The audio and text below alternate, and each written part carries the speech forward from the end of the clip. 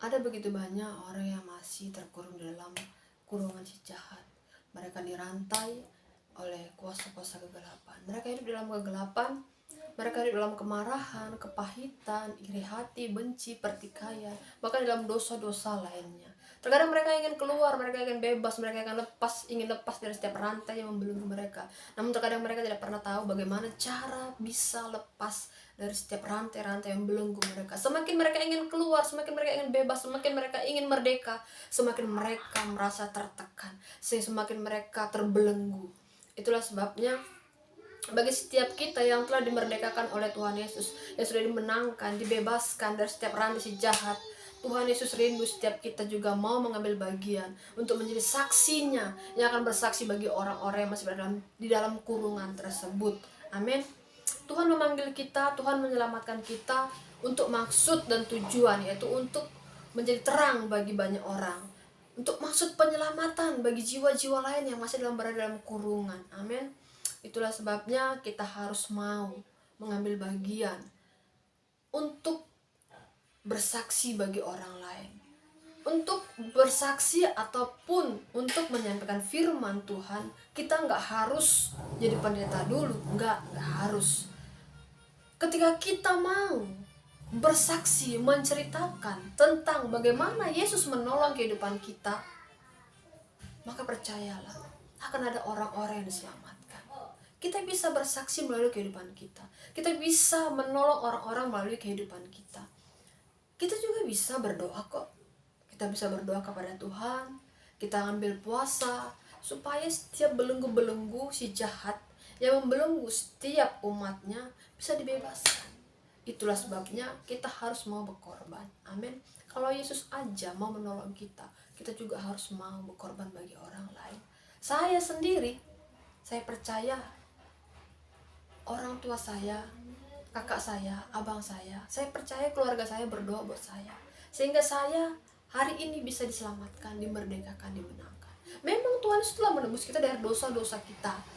Tuhan Yesus telah melepaskan kita dari dosa yang dulu itu, dari kutuk-kutuk si iblis. Tapi walaupun Yesus sudah menebus dosa-dosa kita, di dalam hidup kita ini tetap ada yang namanya keinginan daging yang berjuang, yang terus-menerus berusaha menyeret kita untuk terus masuk lagi ke dalam dosa, terus masuk lagi ke dalam dosa. Itulah sebabnya kita sebagai orang-orang yang sudah ditebus oleh Tuhan Yesus, kita harus mau mengambil bagian. Kita harus mau. Bagaimana caranya supaya jiwa-jiwa itu diselamatkan? Kita harus mau berkorban. Kita harus mau berdoa kepada Tuhan Yesus. Kita harus mau mengambil puasa. Amin. Kita harus mau bersaksi, saudaraku. Dengan kesaksian kita, percayalah akan ada orang-orang yang diselamatkan. Amin. Kita nggak harus jadi pendeta dulu, enggak. Cukup kita meminta pertolongan Tuhan Yesus. Tuhan Yesus, tolong selamatkan keluargaku ini, selamatkan temanku ini. Percayalah, Tuhan Yesus itu sangat-sangat mengasihi setiap kita manusia. Itulah sebabnya ketika Tuhan menyelamatkan kita, Dia rindu kita juga menjadi saksinya. Amin. Kita baca firman Tuhan di dalam Yesaya 42 ayat yang ke-6 sampai ke-7. Kita akan membaca dan kita akan melihat apa tujuan Tuhan untuk memanggil dan menyelamatkan kita. Amin. Kita baca di dalam Yesaya 42 ayatnya yang ke-6 sampai ke-7. Dikatakan seperti ini, "Aku ini Tuhan," dikatakan, "telah memanggil engkau untuk maksud penyelamatan." Jadi Tuhan memanggil kita untuk maksud penyelamatan. Tuhan menyelamatkan kita untuk maksud penyelamatan. Bukan kita diselamatkan baru kita menikmati sendiri. No.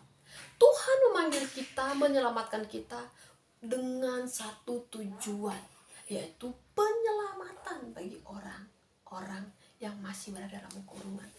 Jadi dikatakan begini, "Aku ini Tuhan telah memanggil engkau untuk maksud penyelamatan.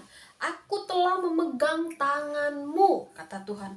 "Aku telah membentuk engkau dan memberi engkau menjadi perjanjian bagi umat manusia, menjadi terang untuk bangsa-bangsa."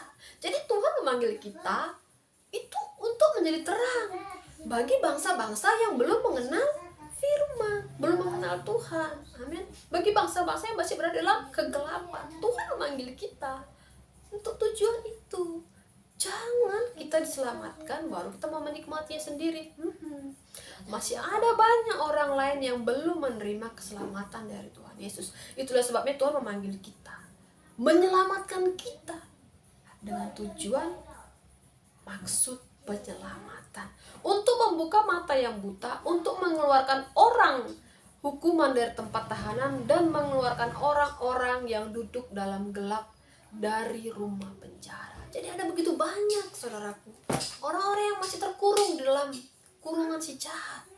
Mereka dibelenggu, mereka tidak bisa, mereka belum tahu bagaimana. Terkadang mereka nggak tahu, mereka ingin keluar, mereka ingin bebas, mereka ingin nggak marah, mereka ingin nggak mabuk, mereka ingin nggak berzina ataupun melakukan hal apapun. Tapi kedagingan ini begitu keras, kedagingan ini begitu kuat, sifat kedagingan ini begitu kuat. Itulah sebabnya kita yang sudah dimerdekakan, kita harus mau mengambil bagian.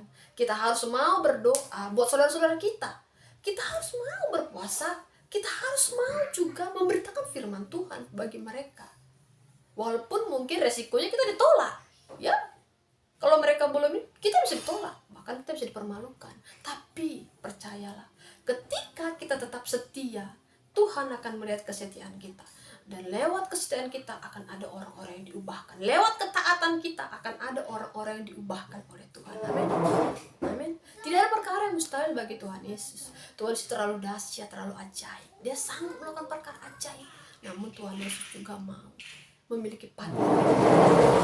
Dia mau bagi kita, anak-anaknya yang sudah diselamatkan, mau mengambil bagian untuk tujuan penyelamatan bagi orang lain. Amin.